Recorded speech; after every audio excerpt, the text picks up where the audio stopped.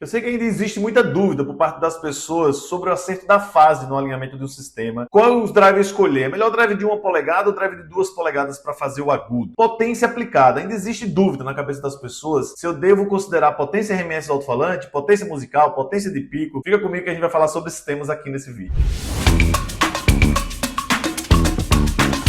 Fala aí, gênio! Renan Lopes aqui do Projeto Estudo do Áudio. Depois de tanto tempo, estou de volta aqui no YouTube para a gente fazer o programa Resposta com Frequência, em que eu respondo seguidores lá do Instagram. Aproveito a oportunidade para deixar para você, ó, tá aqui, renanlopes.audio.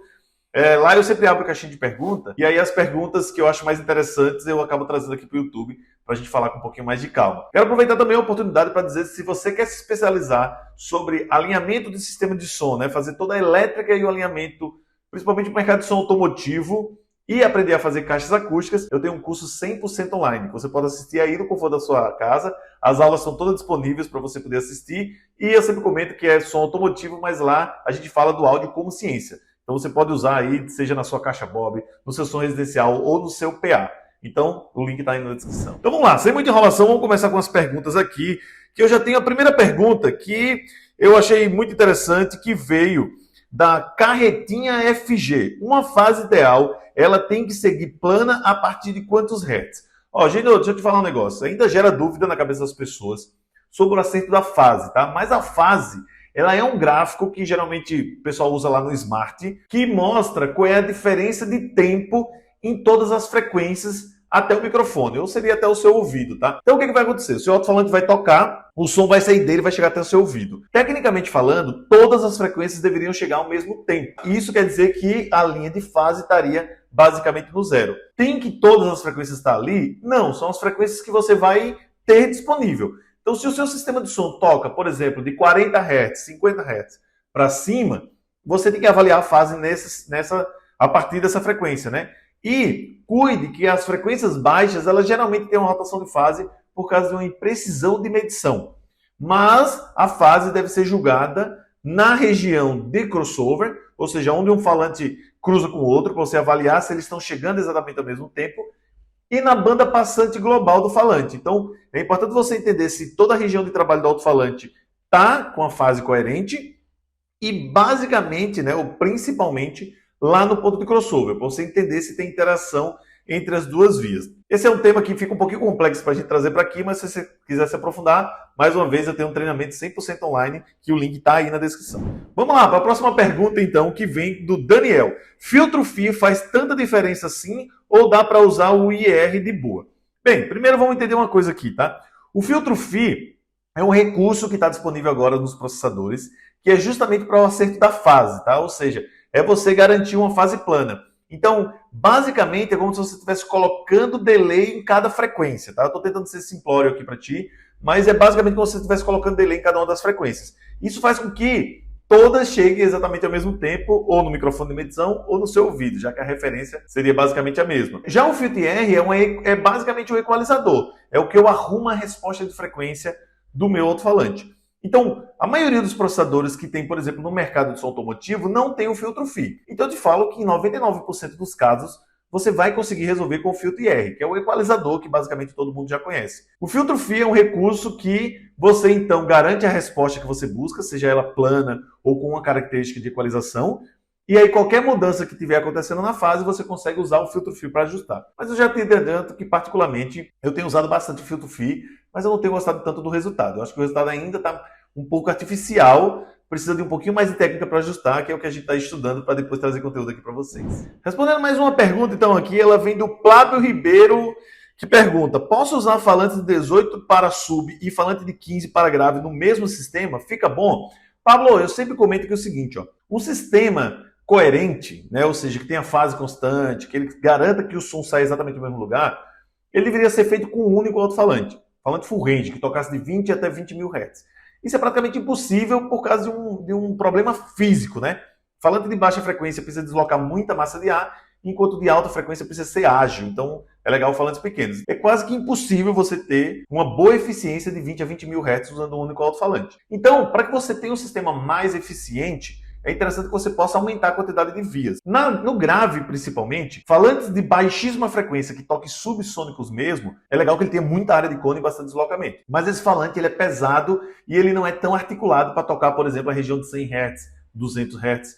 Então você pode sim usar falantes de 18 polegadas para fazer subgrave e falantes de 15 para fazer grave. Eu já usei isso, por exemplo, usar sub embaixo do palco, por exemplo, e 15 voando no line. Ou num paredão, por exemplo, ao invés de 18 e 15, o pessoal usa muito 15 e 12, por exemplo. Aí deixa o 15 fazendo subgrave, o 12 fazendo o ataque, né, o punch, que algumas pessoas conhecem como kick, e aí depois tu entra, por exemplo, com 10 polegadas fazendo alta frequência. Então você pode sim, mas é importante que você tenha cuidado no alinhamento para que esses falantes eles contribuam um com o outro e acabem não atrapalhando, certo? A próxima pergunta aqui vem do Tássio, e ele pergunta aqui: drivers fenólicos JBL de 1 polegada soa com mais qualidade do que drivers de 2 polegadas?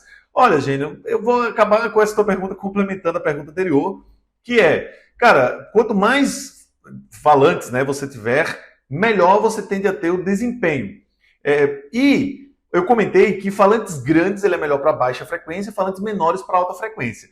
Então, drivers de 2 polegadas servem basicamente o mesmo princípio. Um driver que tem uma garganta grande, ele é melhor para responder às regiões mais baixas. Já os drivers menores, ele é melhor para responder às regiões mais altas. Então, sim, drivers de 1 polegada tendem a soar mais bonito lá na altíssima frequência, o que a gente chama de top end. Já os drivers de garganta maiores, 2 polegadas, por exemplo, ele tende a ter comportamentos mais de baixa frequência. Então, tudo depende muito da tua aplicação. Se você precisa desse agudo expressivo lá de alta, vai com drivers de 1 polegada. Mas se você precisa de uma transição mais baixa, por exemplo, está usando um 12 e depois um driver, que a transição acontece ali entre 1000 e 1200 Hz, o driver de 2 polegadas vai te atender melhor. Vamos lá então para a nossa última pergunta, que vem do Davi Ostentação Oficial. Gênio, me tira uma dúvida. Exemplo, eu uso 16 falantes de 800. Qual potência devo aplicar no PA? Gênio, essa pergunta eu recebo direto, porque ainda é uma dúvida na cabeça das pessoas sobre potência aplicada. É importante que você entenda que a potência que cada falante seu suporta é 800 watts RMS. Ponto. Se você vai usar 16, a gente está falando algo em torno de 12.800 watts, tá? Então você precisa de 12.800 watts RMS nesse alto-falante. Acima disso você vai queimar.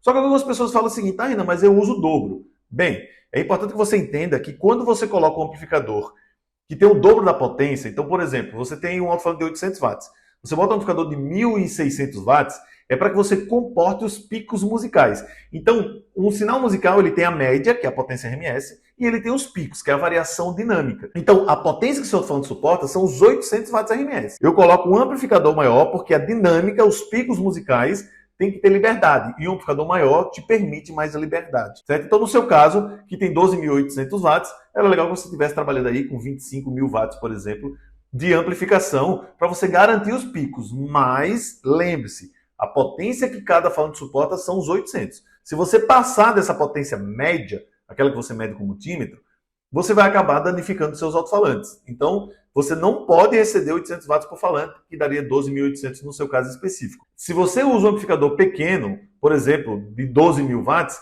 ele não vai ter capacidade dinâmica.